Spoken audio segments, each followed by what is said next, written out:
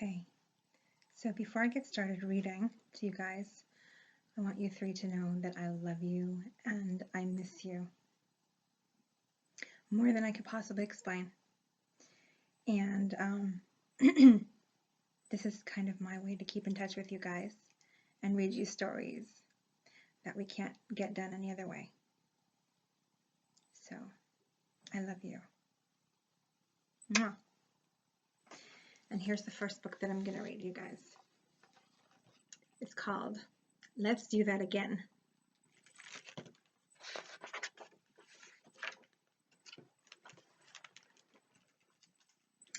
Mrs. Brown Mouse and Little Brown Mouse were walking in the woods. Mrs. Brown Mouse hid behind a tree and popped out with a loud boo. Little Brown Mouse jumped, and then she laughed and laughed. "Let's do that again," she cried. Not now," said Mrs. Brown Mouse, "because right now it's time to go home." So they turned around to go home, and just when Mrs. Brown Mouse wasn't expecting it, Little Brown Mouse hid among the flowers and popped out with a loud boo. Mrs. Brown Mouse jumped, and then she and Little Brown Mouse laughed and laughed. "Let's do that again," cried Little Brown Mouse. Not now," said Mrs. Brown Mouse, carrying Little Brown Mouse high on her shoulders, "because right now it's time for dinner." So they went home to make dinner. And Little Brown Mouse watched while Mrs. Brown Mouse cooked. And just when Mrs. Brown Mouse wasn't expecting it, Little Brown Mouse crept across the room and hid behind the door and jumped out with a scary "Arr!" And Mrs. Brown Mouse waved her wooden spoon and growled "Arr!" right back, which sent Little Brown Mouse running under the table, laughing and laughing. "Let's do that again," she cried. Not right now," said Mrs. Brown Mouse, "because right now it's time to eat." So they sat down to eat. And Little Brown Mouse played with her food, and Mrs. Brown Mouse ate her food. And just as she was taking a rather large mouthful, Little Brown Mouse slid down behind her chair, then popped out with an airy "woo." Mrs. Brown Mouse jumped up and ran after her, crying, "What's a little ghost doing in my kitchen?" And Little Brown Mouse laughed and laughed. "Let's do that again," she cried. Not now," said Miss Brown Mouse, "because right now it's time for your bath."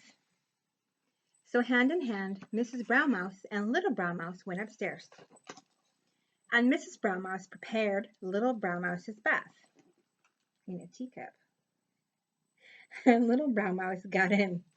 Mrs. Brown Mouse gathered up a sponge and scrubbed Little Brown Mouse all over. And just when Mrs. Brown Mouse wasn't expecting it,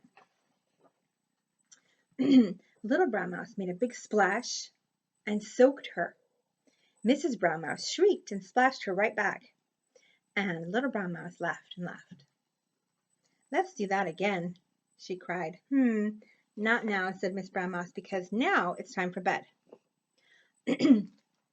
So Mrs. Brown Mouse toweled Little Brown Mouse dry and powdered her and tickled her toes. Little Brown Mouse laughed and laughed.